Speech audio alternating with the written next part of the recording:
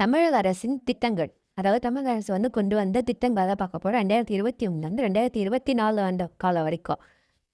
முதல் திட்டம், முதலமைச்சரின் காலை உணவு திட்டம். ஸ்கூல் ஸ்டூடெண்ட்ஸுக்கான காலை உணவு திட்டம் வகுப்பு 1 முதல் 5 வரை. எப்போ தொடங்குனாங்கன்னு பார்த்தீங்கன்னா, செப்டம்பர் 15, 2022 அண்ணா பிறந்த நாள் அப்போ. எங்கே தொடங்குனாங்கன்னு பார்த்தீங்கன்னா, மதுரை சிம்மக்கல்ல.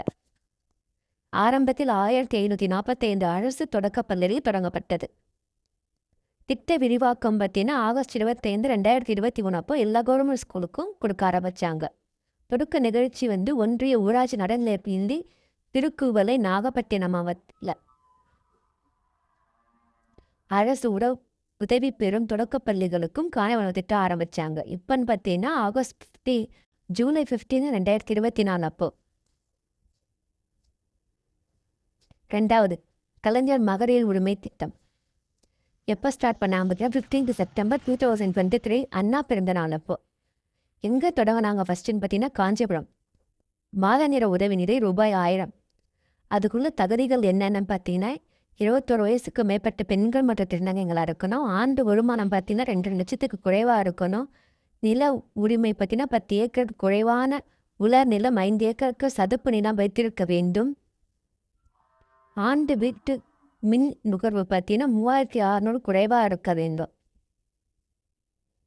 தகுதியற்றவர்கள் மாநில மற்றும் மத்திய அரசு மற்றும் தொழில்துறை நிறுவனங்கள் ஊழியர்கள், வங்கி ஊழியர்கள், வருமான வரி செலுத்துவோர், தொழில்துறை வரி செலுத்துவோர், ஓய்வூதியம் பெறுவோர், ஊராட்சி அமைப்புகளின் பிரதிநிதிகள், 4 சக்கர வாகனங்களின் உரிமையாளர்கள் தகுதியற்றவர்கள். மூணாவது திட்டம் பார்த்தீங்கன்னா விடியல் பயண திட்டம். இது எப்போ ஸ்டார்ட் பண்ணாங்கன்னா 8 மே 2021 அப்போ மகளிர் மற்றும் திருநங்கைக்கான இலவச பேருந்து பயணம்.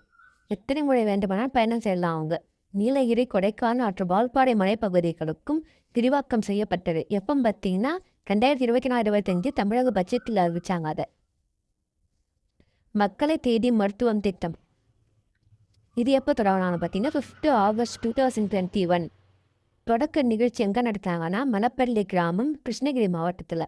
75க்கு மேற்பட்டவர்கள், 45 வயதிற்கு மேற்பட்டவர்கள் மற்றும் மாற்றுத்திறனாளிகளுக்கு. நீரிழிவு நோய்கள், இரத்த அழுத்தம், சிறுநீரக நோய்களுக்கு பரிசோதனைகள், வீடு வீடாக சென்று சோதனைகள்.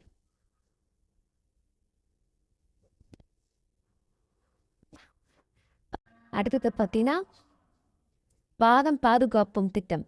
இது எப்போ ஆரம்பித்தாங்கன்னு பார்த்தீங்கன்னா ஜூலை 15, 2024 அப்போ. எங்கே ஆரம்பித்தாங்க நிகழ்ச்சின்னு பார்த்தீங்கன்னா சென்னையில்.